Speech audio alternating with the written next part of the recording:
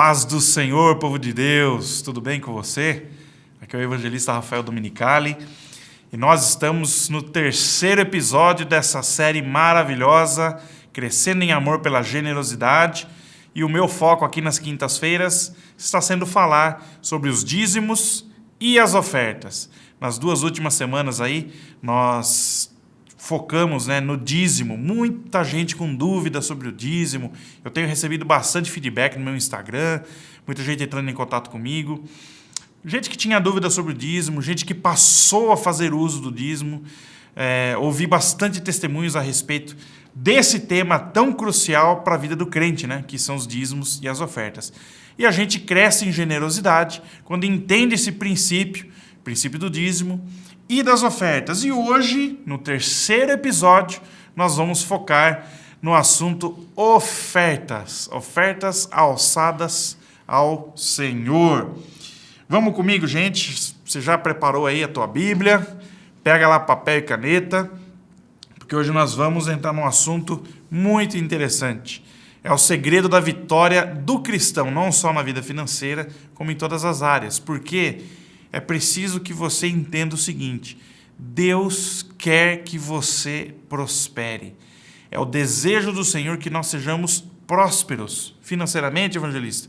Não só financeiramente também, mas em todas as áreas, familiar, emocional, na família, no casamento, nas finanças. Deus quer que nós sejamos prósperos, porque nós fomos chamados para a prosperidade, não é verdade? A miséria, a pobreza não faz parte do reino de Deus, não faz parte.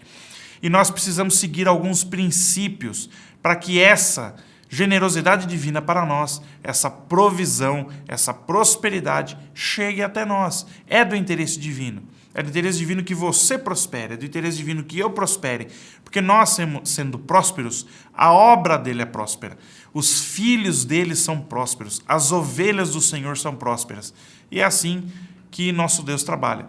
E nesse episódio de hoje nós vamos ouvir algumas aplicações de como a generosidade nos coloca num estado de prosperidade, e o estado de prosperidade nos coloca num estado de generosidade. Nós entramos aí num ciclo positivo.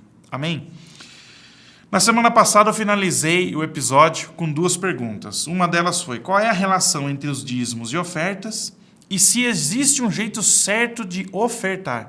Essas duas perguntas serão respondidas no episódio de hoje. Então, vamos comigo, gente? Assista esse vídeo até o final. Sei que você já está aí com a tua Bíblia, com papel e caneta.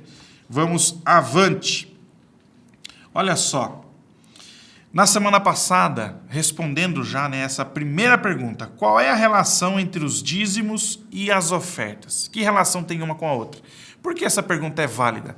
Porque muita gente acredita que o fato de ofertar já substitui a necessidade de dar o dízimo. Não substitui. São coisas diferentes.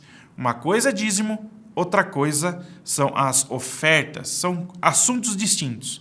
E na semana passada eu trouxe uma ilustração bastante interessante.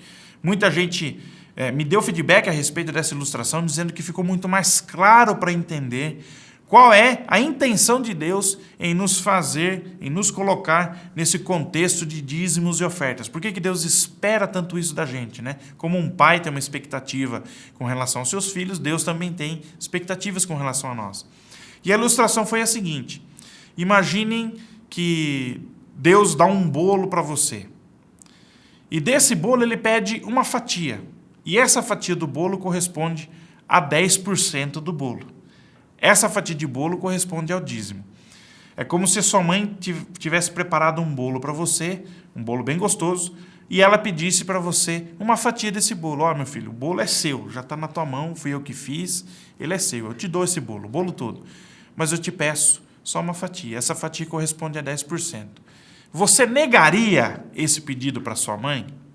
Então por que será que tem tanta gente que nega isso para Deus? Não é verdade? O bolo que Deus nos dá é a nossa provisão financeira, é a nossa capacidade de gerar renda, é a nossa capacidade de viver e de sobreviver com aquilo que nós ganhamos. Esse é o bolo que Deus dá na nossa mão. Mas ele pede uma pequena fatia, um sinal de relacionamento com ele. Essa fatia é o dízimo. ela é indispensável. O dízimo é algo que Deus pede para nós. Agora imaginemos esse pedaço de bolo com uma cereja em cima, com uma calda de chocolate, né? Você vai e coloca coco ralado, chocolate granulado. Você está agregando valor a essa fatia de bolo. Essa agregação de valor, esses algo a mais que nós estamos colocando na fatia do bolo, são as ofertas. É o mimo, é o carinho, é aquilo que nós queremos fazer para Deus de forma especial, de forma espontânea, de forma voluntária, de forma generosa.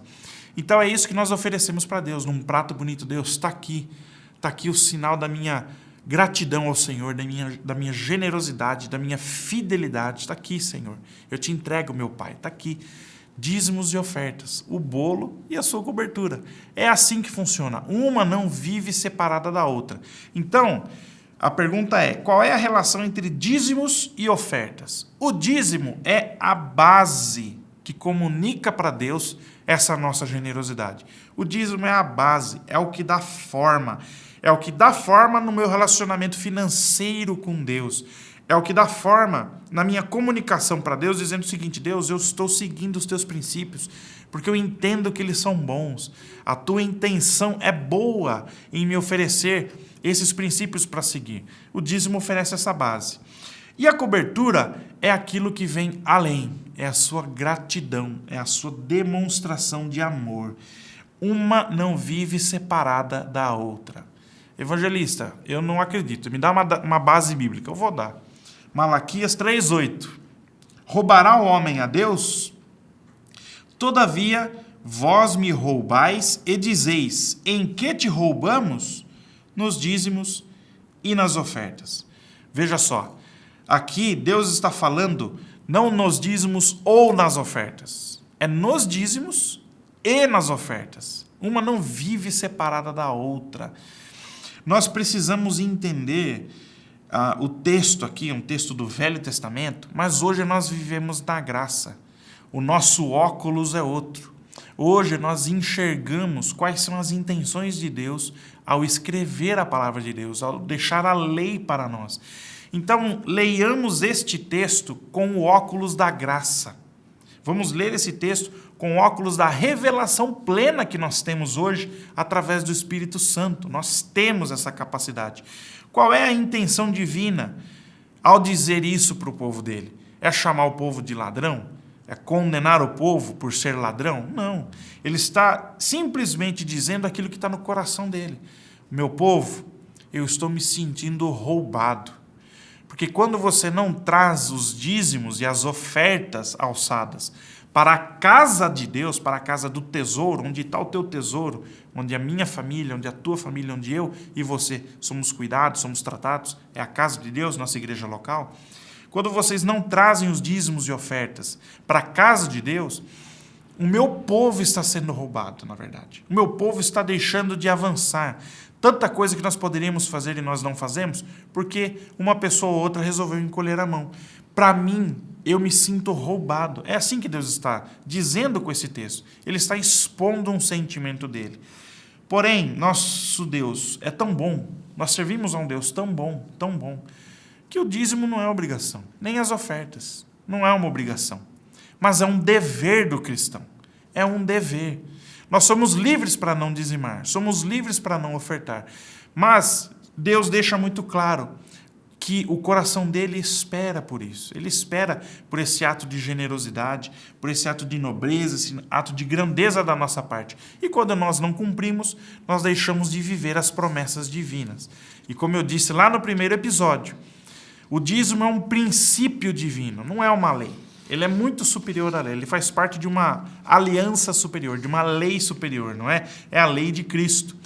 E sendo um princípio, sendo uma lei superior, quando nós quebramos um princípio, nós é que saímos quebrados, não é? Então, dízimos e ofertas não vivem separados. É o seu pedaço de bolo com a base do dízimo e com algo a mais, que são as ofertas alçadas. Nós precisamos trazer os dois para Deus, não é um ou outro. É sempre um e outro. Eu posso contar por mim, pela minha experiência de vida. Eu sempre trouxe os dízimos, sou dizimista desde que eu me conheço por gente, mas em todo culto eu faço uma oferta, porque eu sei que Deus preza por isso. É como se eu estivesse dizendo que o dinheiro não tem domínio sobre a minha vida, mas eu coloco o meu dinheiro sob o domínio de Deus. Todo culto que eu venho na igreja, por menor que seja a minha oferta, eu sempre trago uma oferta para Deus.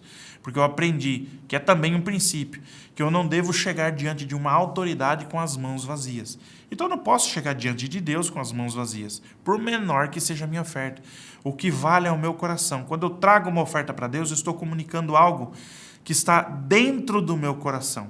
Se todo culto eu trago uma oferta para Deus, o meu coração ele diz para mim, para eu dizer para Deus o seguinte: Deus, eu estou te trazendo um presente, olha, esse é o presente de hoje, esse é o presente do culto da manhã, esse é o presente do culto da tarde, esse é o presente do culto de segunda-feira, esse é o presente da escola bíblica, esse é o presente do estudo que nós fazemos às tardes, nas quintas-feiras, esse é o meu presente, Senhor. E eu tenho certeza que Deus aceita de bom grado, porque é a minha sinceridade manifestada através da minha oferta. E as ofertas, elas comunicam algo para Deus. Elas comunicam algo poderoso para Deus. Aqui no nosso canal no YouTube, tem uma mensagem que eu trago chamada seguinte: uma mensagem para Deus. Essa pregação, ela é fruto de uma experiência muito forte que eu vivi. Nessa mensagem eu conto essa experiência. Uma experiência poderosíssima que eu tive com uma oferta alçada que eu lancei na casa de Deus. Então eu recomendo você, terminando esse estudo hoje, já busca essa pregação, coloca lá para você assistir mais tarde, ou já assiste na sequência, porque vai se encaixar muito com aquilo que nós estamos falando hoje. Só para abrir um parênteses, essa oferta foi uma oferta muito, assim, não é aquela oferta fácil de dar, é uma oferta para alcançar impossíveis. Eu ofertei todo o meu salário e Deus fez um rebuliço na minha vida. Acessa lá essa mensagem que você vai entender o que eu estou falando.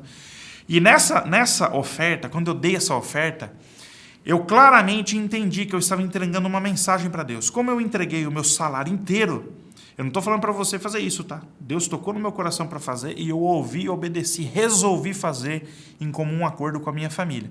E foi uma das maiores bênçãos da minha vida. Quando eu entreguei esse salário inteiro para Deus, uma voz dentro de mim falava o seguinte: Deus, o Senhor é o meu sustento. Não é o meu salário, mas o meu sustento é o Senhor. E aquilo se comunicou para mim de uma forma tão poderosa, tão boa, que no dia que eu trouxe a oferta eu estava muito feliz, eu e a minha família. Nós entendemos que o nosso sustento era Deus, não era simplesmente o meu salário, entende? Então eu entreguei para Deus dizendo: Senhor, Tu és o meu salário. Em resposta a isso, aconteceu tanta coisa na minha vida, Deus me abençoou em seguida de uma forma tão poderosa, que eu perguntei para Deus: Deus, o que está acontecendo? Aconteceu tanta coisa ruim, e agora está acontecendo tanta coisa boa. Assista essa mensagem que você vai entender o que eu estou falando. E Deus me respondeu o seguinte: olha, eu estou te provando que, de fato, eu sou o seu sustento. Conte só comigo, dependa só de mim, Rafael, porque eu sou o seu pai, eu sou o seu sustento. Olha que comunicação poderosa que a nossa oferta promove com Deus e Deus, através dela, também promove conosco. O pastor Jorge tem uma frase dele que ele fala o seguinte, que a nossa oferta é um telefone divino. Nós entramos num contato muito mais aproximado, muito mais poderoso com Deus, entende? Através da oferta. E tem uma frase que eu gosto bastante que é a seguinte: quando faltam palavras, resta uma oferta. A oferta fala. A oferta expressa a nossa fé. E tem um personagem bíblico que entendeu esse princípio muito bem, viveu esse princípio, entregou a sua vida por ele, e esse princípio fala conosco até hoje, porque a fé desse homem, que ele manifestou através da oferta, fala conosco nos dias de hoje. E esse personagem é um dos primeiros ofertantes da Bíblia. Para falar mais pontualmente, o segundo ofertante da Bíblia, Abel, filho de Adão e Eva. Abel, irmão mais novo de Caim, segundo filho de Adão e Eva relatado na Bíblia, segundo filho. Nasceu Caim, se tornou lavrador. Nasceu Abel, se tornou pecuarista, pastor de ovelhas, né? Pastor de gado. Ao fim de uns tempos, Caim resolveu trazer ofertas para Deus. Mas Abel preparou algo diferenciado. Mas quem é esse Abel? Já falamos que ele é filho de Adão e Eva, o segundo ofertante da Bíblia, né? Então foi um dos primeiros que inaugurou essa era das ofertas, né? Vamos dizer assim. E o autor aos Hebreus traz, em poucas palavras, coloca ele no rol dos heróis da fé, dizendo o seguinte, vai aparecer na tua tela. Hebreus 11:4, estamos falando de Abel, um dos primeiros ofertantes da Bíblia. Pela fé, Abel ofereceu a Deus mais excelente sacrifício do que Caim, pelo qual obteve testemunho de ser justo, tendo a aprovação de Deus quanto às suas ofertas. Por meio dela, por meio da fé, né, também, mesmo depois de morto, ainda fala. Olha só, pela fé, Abel ofereceu mais excelente sacrifício do que Caim. Com base na fé de Abel, ele resolveu fazer algo excelente para Deus. Ele não se comparou com o irmão, não se comparou com o pai, não se comparou com a mãe, mas com base na fé dele, ele ofereceu algo mais excelente para Deus. E por essa excelência que ele ofereceu através da fé, ele recebeu o testemunho de ser justo. Quando o autor aos Hebreus usa esse termo, aqui no livro de Hebreus, ele está dizendo o seguinte, ele foi salvo pela fé que ele tinha. A prova da fé dele foi a oferta. A oferta de Abel comunicou uma excelência para Deus. E Deus, em contrapartida, o justificou, o santificou, o salvou. Olha só que coisa incrível. Abel também foi salvo pela fé. E a fé dele foi demonstrada através das ofertas. Aliás, é assim que está em Tiago, né? A fé sem obras, ela é morta. Uma grande obra da nossa fé são as nossas ofertas. A fé sem obras é morta. Mostra-me a tua fé com as palavras, que eu, através das minhas obras, comprovarei a minha fé. Então, mostra-me a tua fé com as suas palavras, que eu quero ver a sua fé. Porque eu, através das minhas ofertas, consigo te demonstrar a minha fé. Foi assim com Abel. Mas vamos entender, que fé é essa que Abel tinha? Qual é a fé de Abel? Toda fé tem um parâmetro. Toda fé está baseada em alguma coisa. A nossa fé em Cristo, ela está baseada na palavra de Deus, em tudo que nós sabemos a respeito de Jesus, não é? Então, com Abel também foi igual. Qual é a base da fé de Abel? Que parâmetro que Abel tinha? Né? O que inspirou Abel a ter essa fé ao ponto de entregar um animal em sacrifício a Deus? Vamos entender, porque Abel foi o segundo ofertante da Bíblia. Ninguém mais, pelo menos o que relata a palavra de Deus, ninguém fazia isso nessa época de Abel. Ele foi um dos primeiros. E se fazia, eles também foram inspirados de alguma forma. Mas no caso de Abel, a Bíblia deixa claro qual foi a inspiração que Abel teve. Vamos lá, vamos entender, vamos ler um pouquinho da história de Abel para a gente entender que fé é essa, que oferta foi essa. Está lá em Gênesis 4, de 2 a 5 e o 5 a parte A. Vamos lá, vamos ler. Depois deu à luz Abel, Eva, né? Eva deu à luz a Abel, seu irmão de Caim. Abel foi pastor de ovelhas e Caim, lavrador. Aconteceu que, no fim de uns tempos, trouxe Caim do fruto da terra uma oferta ao Senhor. Abel, por sua vez, trouxe das primícias do seu rebanho e da gordura deste. Agradou-se o Senhor de Abel e de sua oferta, ao passo que de Caim e de sua oferta não se agradou. Abel trouxe as primícias do seu rebanho e a gordura, a parte gorda, a parte boa, valorosa daquilo que ele tinha. O que é trazer a oferta do rebanho? É sacrificar um animal.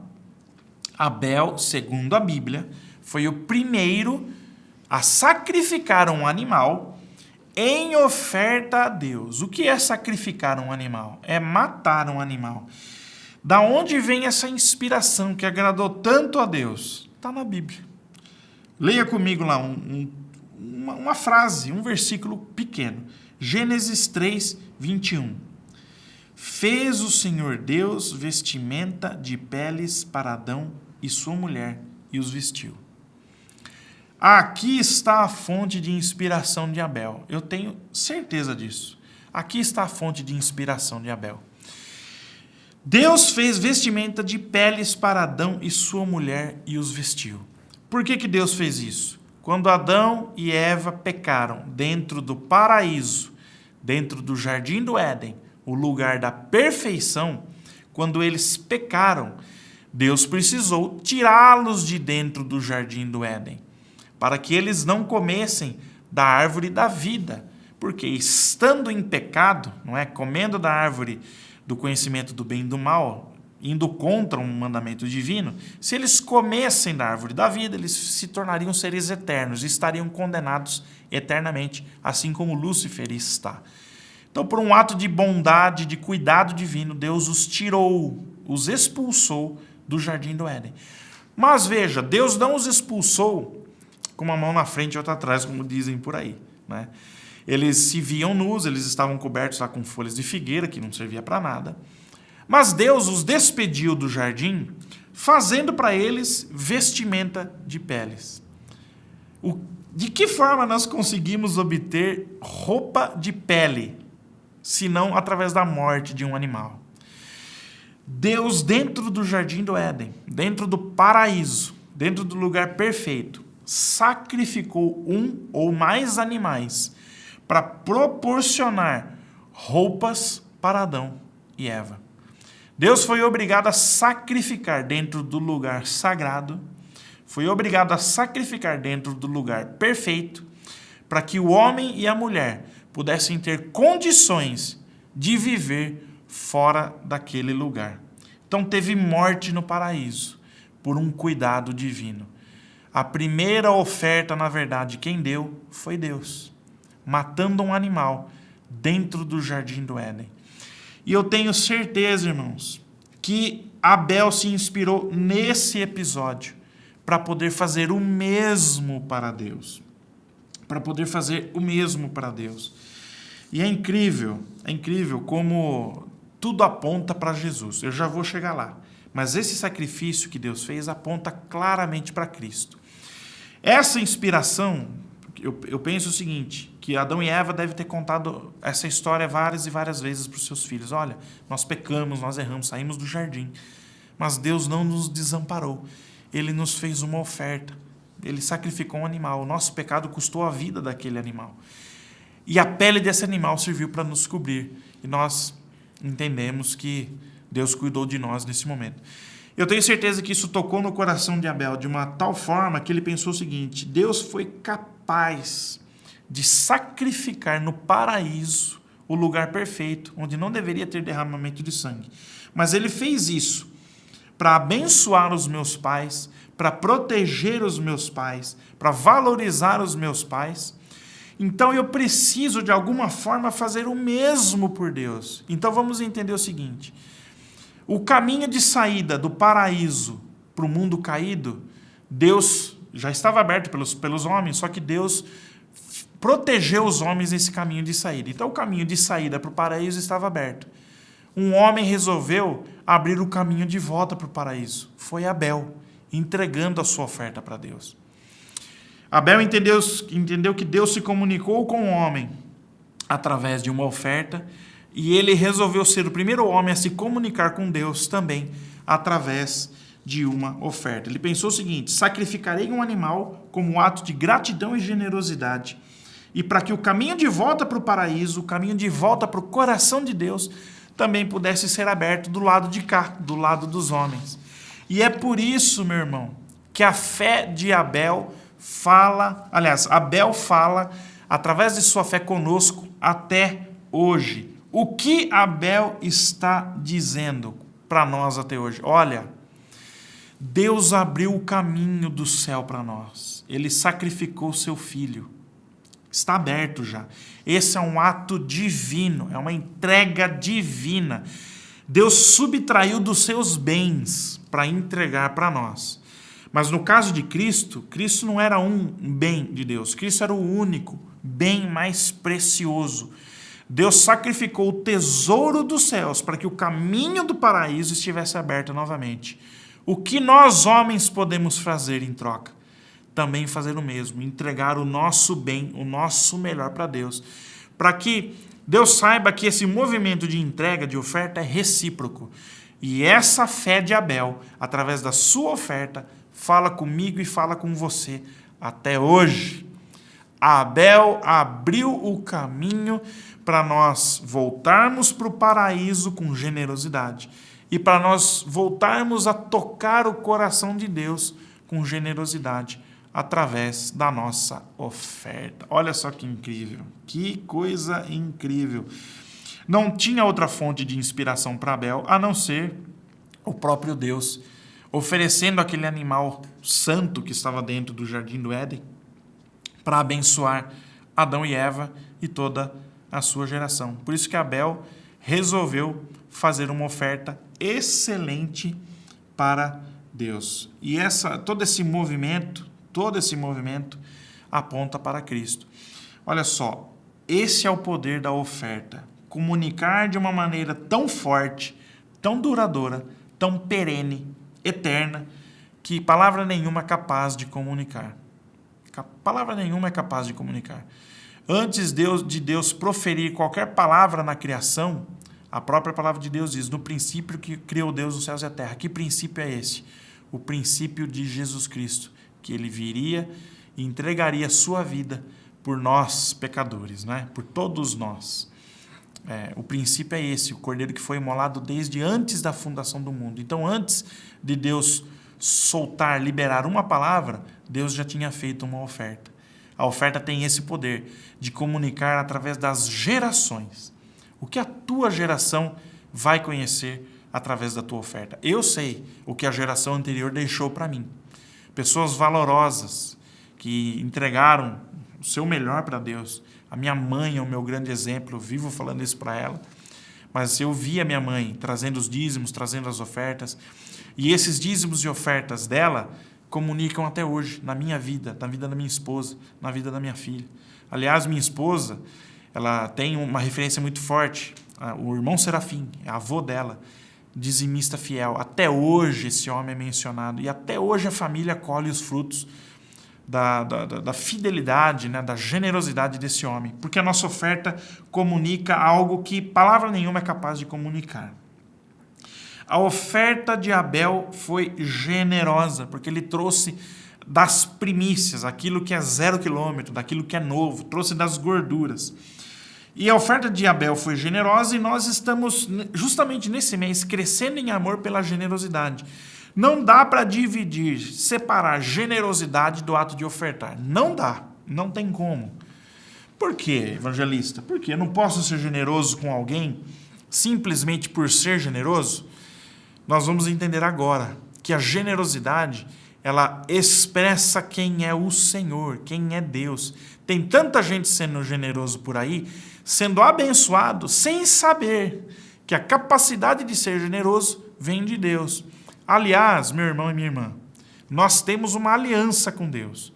Só que a nossa aliança com Deus, ela é uma aliança desigual.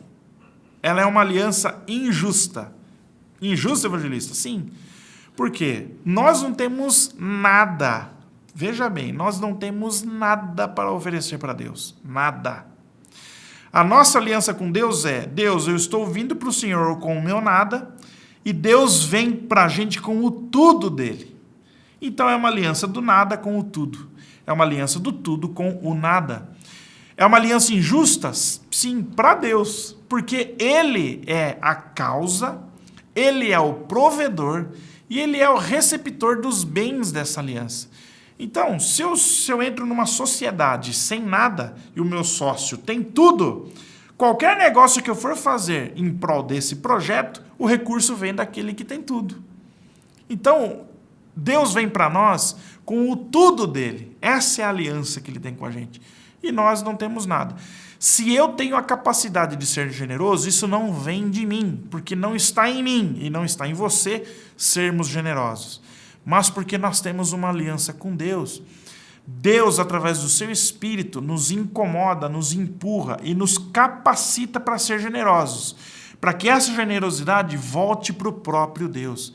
Ele mesmo investe isso na gente, entende? É por isso que a generosidade professa o nosso Deus. A nossa generosidade é um reflexo do Deus que nós servimos. E esse é um princípio também. A generosidade é um princípio. É um princípio de que eu recebo algo de alguém superior, com muito mais capacidade. Esse alguém é generoso comigo. Eu reconheço que essa generosidade vem. No nosso caso, vem de Deus. Esse ser superior é Deus. Então, eu reconheço, eu entendo que Deus vem com tudo que eu preciso. É o tudo suprindo nada. Deus vem com tudo que eu preciso. Eu reconheço isso. Para eu continuar ativando esse ciclo de generosidade, eu preciso tirar desse tudo que eu recebo e doar.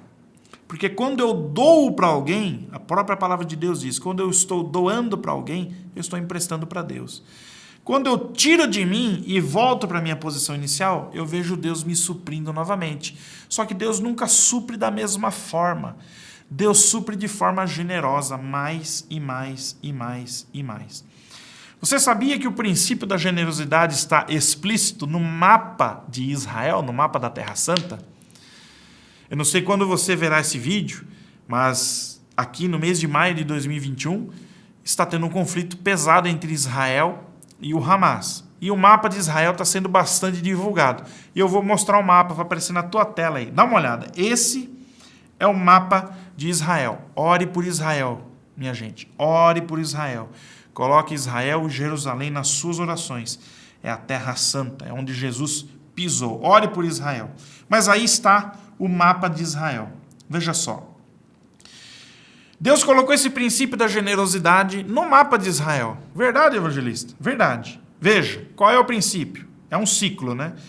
Eu recebo algo de alguém superior a mim, reconheço isso, recebo, eu dou para alguém, ou para a obra de Deus, ou para o meu próximo, e quando eu vejo, eu estou recebendo mais. É a prosperidade. É por isso que lá em Provérbios 11, 25 está escrito, a alma generosa prosperará. O princípio da generosidade está no mapa de Israel. Olha só, o Monte Hermon que você está vendo aí, ele representa Deus. Isso é matéria de seminário. Mas o Monte Hermon representa Deus. O Rio Jordão é fruto do degelo das geleiras aí do Monte Hermon. A neve do Monte Hermon derrete, forma o Rio Jordão. A nascente do Rio Jordão é no Monte Hermon. Do Monte Hermon, as águas do Rio Jordão vêm descendo e chegam no Mar da Galileia. O Mar da Galileia não é um mar, ele é um lago de água doce. É um lugar cheio de vida. É um lugar bonito, maravilhoso. Eles chamam de mar porque ele realmente é um lago muito extenso. Desse lago, o Rio Jordão continua o seu percurso. Ele vem descendo, conforme você está vendo no mapa aí, e desemboca lá no Mar Morto. E do Mar Morto não vai para lugar nenhum. O princípio da generosidade está no mapa de Israel. O Mar da Galileia recebe do Monte Hermon as águas cristalinas e abençoadas do Rio Jordão. Só que o Mar da Galileia não para as águas em si mesmo. Ele doa. Pode ver que o Rio Jordão continua partindo no Mar da Galileia. Ele vai se desembocar lá no Mar Morto. Olha só que interessante. Deus envia algo, envia provisão, envia vida através da representação do Monte Hermon. O Rio Jordão representa essa provisão. O Mar da Galileia representa aquele que está pronto para ser generoso. O Mar da Galileia é palco de vida. E, além disso, é palco dos maiores e mais famosos milagres de Jesus. Jesus andou sobre as águas do Mar da Galileia. Jesus aplicou as pescas milagrosas no Mar da Galileia.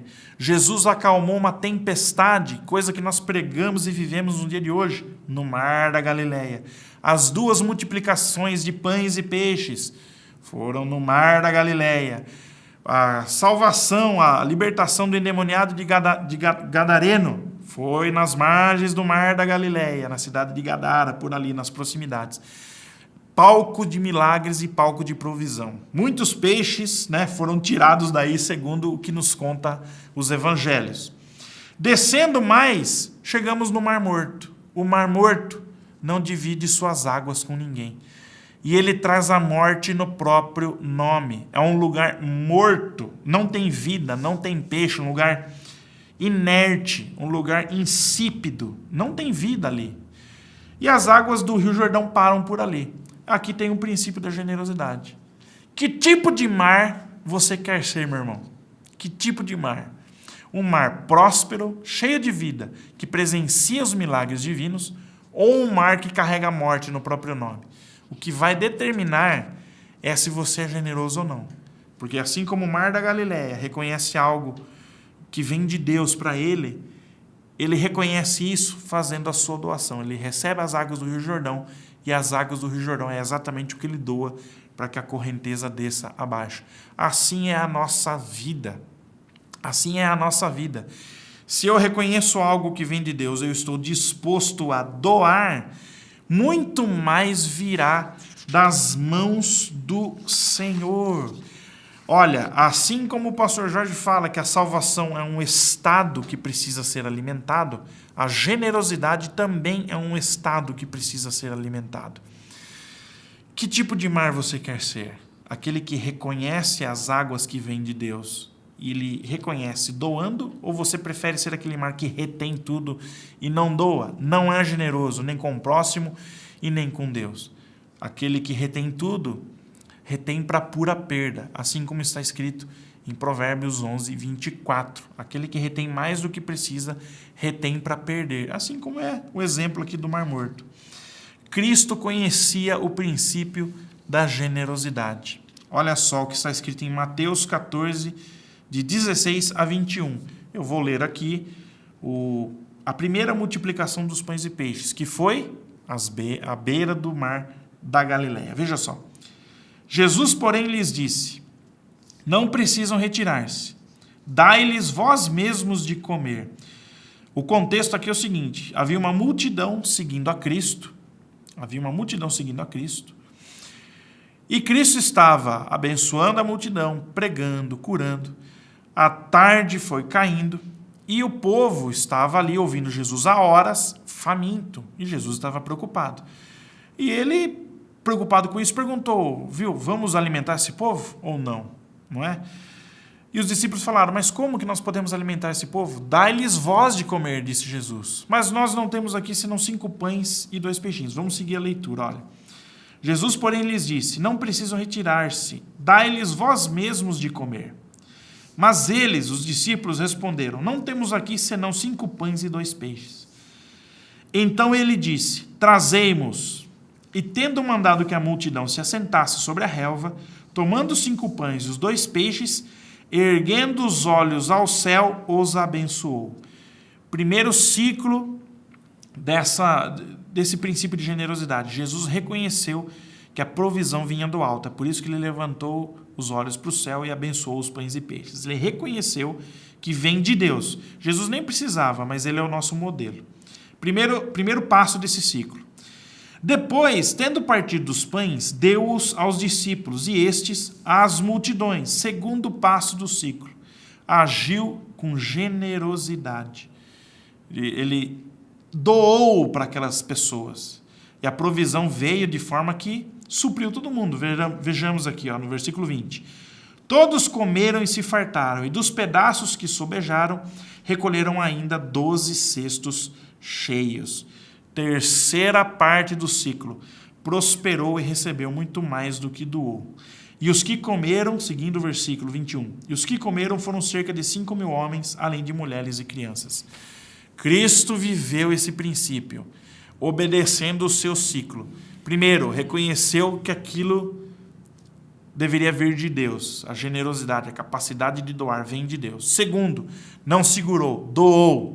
Terceiro, quando voltou para a sua posição inicial, viu que Deus tinha dado muito mais do que ele havia pedido. Esse é um princípio de generosidade. Aqui Jesus para ser generoso para com o próximo, ele reconheceu que aquilo vinha de Deus. E esse, meu irmão, é um princípio maravilhoso que nós precisamos viver. E nós precisamos viver isso também com a obra de Deus. Aqui eu posso dizer que Jesus foi generoso de forma horizontal. Salomão foi generoso de forma vertical. Assim como está em 1 Reis 3, de 3 a 5. Salomão amava o Senhor, andando nos preceitos de Davi seu pai, porém sacrificava ainda nos altos e queimava incenso. Foi o rei a Gibeão para lá sacrificar, porque era o alto maior. Ofereceu 1000 holocaustos Salomão naquele altar. Em Gibeão apareceu o Senhor a Salomão de noite em sonhos e disse-lhe Deus: pede-me o que queres que eu te dê. Jesus foi generoso horizontalmente, conseguiu viver o princípio. Salomão foi generoso verticalmente, segundo esses dois textos que eu trouxe para exemplificar. Salomão trouxe 1000 ofertas para Deus, trouxe 1000 holocaustos. E naquela mesma noite o próprio Deus apareceu para ele dizendo: pede-me o que você quiser que você vai ter. E Salomão pediu sabedoria. E o que eu aprendo com isso? Nós temos a oportunidade de ser generosos horizontalmente com o nosso irmão, com o nosso próximo. Porém, Deus precisa tocar no nosso coração. Deus precisa te ensinar a fazer. E isso não impede de você fazer primeiro e experimentar a voz de Deus no processo. Na verdade, esse é o melhor caminho. Porém, a generosidade vertical é tudo aquilo que nós fazemos para a obra de Deus. E a generosidade vertical, ela é abrangente, de forma que a horizontal também é suprida. Porque quando nós trazemos os dízimos e ofertas para a igreja, aquele irmão nosso, aquele menor, aquele que está dependendo daquela provisão, dependendo do pão, também é suprido. Porque a igreja não só entrega o pão para a pessoa, mas ela entrega a capacidade da pessoa nunca mais depender do pão de ninguém, que é a pregação do Evangelho. E Salomão viveu isso aqui muito bem. Ele ganhou sabedoria de Deus, porque ele tinha a intenção de servir o povo, assim como está em 1 Reis 3:9. Dá, pois, ao teu servo coração compreensivo para julgar a teu povo, para que prudentemente discirna entre o bem e o mal. Pois quem poderia julgar esse teu grande povo? Salomão pediu para Deus sabedoria para servir o povo. E Deus deu, além de sabedoria, deu riqueza, deu fama, deu glória. Salomão foi o homem mais sábio e também o mais rico que já existiu, porque ele obedeceu um princípio.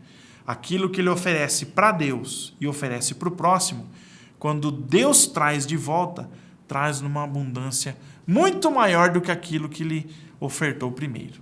Esse é um princípio de generosidade através da oferta. A segunda pergunta está respondida. Existe uma maneira certa de ofertar? Existe. Com generosidade. Aliás, eu quero já aproveitar, colocar na tua tela aí as contas da igreja. Vai aparecer na tua tela agora, as contas bancárias da igreja. São oportunidades para você e eu vivermos um princípio de generosidade na nossa vida. Um princípio que, se nós entregarmos, se nós doarmos, nós estamos, em primeiro lugar, reconhecendo que tudo que é nosso vem de Deus. E, em segundo lugar, nós entenderemos que Deus é um eterno provedor. Ele é rico para com aqueles que são ricos com Ele.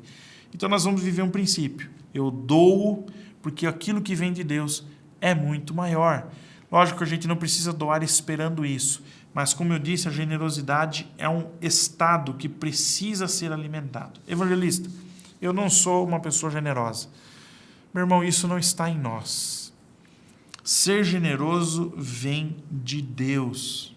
Como eu disse, é uma aliança do tudo com o nada.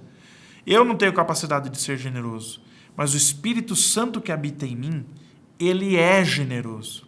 Então é o Espírito Santo que vai te ensinar a viver esse princípio, vai te ensinar a ser generoso, para que você prospere, para que as pessoas que estão à sua volta prosperem, seja você ofertando na obra de Deus, seja você ofertando na vida de alguém. Amém, meus queridos?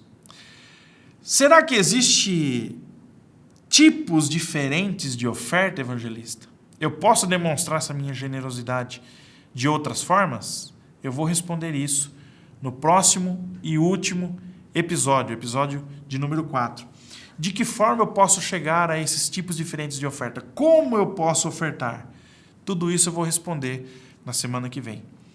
Espero que você tenha absorvido os princípios e conceitos desse estudo de hoje. Espero que você tenha vivido uma experiência hoje, fazendo o teu dízimo, a tua oferta e ofertando na vida de alguém. Na semana que vem a gente vai falar um pouco mais sobre como fazer isso da maneira correta. E eu desejo que o Espírito Santo toque no teu coração, para que você viva esse princípio de generosidade e que a prosperidade chegue na tua vida. A gente se vê no próximo episódio. Deus te abençoe, em nome de Jesus. Até mais.